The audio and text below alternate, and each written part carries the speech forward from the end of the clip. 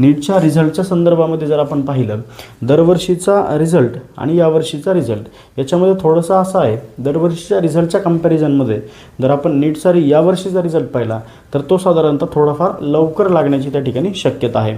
कारण नीटची परीक्षा डबल झाल्यामुळे, रिनीट त्या ठिकाणी झाल्यामुळे तो रिझल्ट लवकरात लवकर NTA जाहीर करण्याची जी प्रक्रिया आहे तर ती प्रक्रिया त्या ठिकाणी चालू आहे.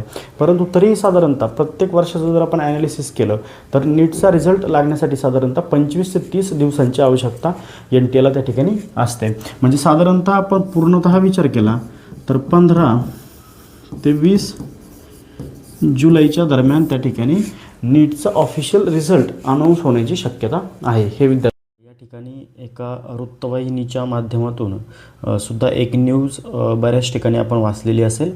तर त्या ठिकाणी NTAच्या काही ऑफिशियल अधिकाऱ्यांशी खाजगीमध्ये चर्चा केल्याच्यानंतर त्या ठिकाणी 20 जुलैपर्यंत निकाल जाहीर केला जाईल अशी माहिती NTAच्या काही अधिकाऱ्यांनी त्या ठिकाणी दिलेली आहे. त्यासोबतच निकाल यावर्षी लवकरात लवकर विद्यार्थ्यांपर्यंत पोहोचवण्यासाठी युद्धपातळीवरती काम चालू आहे, ही सुद्धा माहिती त्या ठिकाणी त्या न्यूजपेपरच्या माध्यमातून आपल्यासमोर आलेली आहे. त्यासोबतच यावर्षी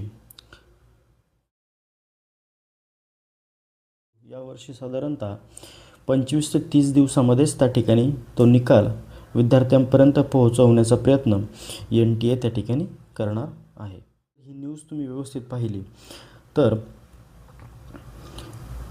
ऑफिशियल ॲन्सर की आल्याच्यानंतर साधारणतः जवळपास 10,000 विद्यार्थ्यांनी NTAला त्या ऑफिशियल ॲन्सर कीवरती ऑब्जेक्शन्स जे आहेत ॲन्सरचे तर ते नोंदवलेले आहे. नक्कीच NTAला त्या ऑब्जेक्शनचा सुद्धा विचार करावा लागणार आहे. म्हणजे संपूर्ण जर परिस्थिती आपण जर पाहिली तर साधारणतः 15 ते 20 जुलैच्या दरम्यान NTAचा रिझल्ट त्या ठिकाणी लागण्याची शक्यता आहे. नीट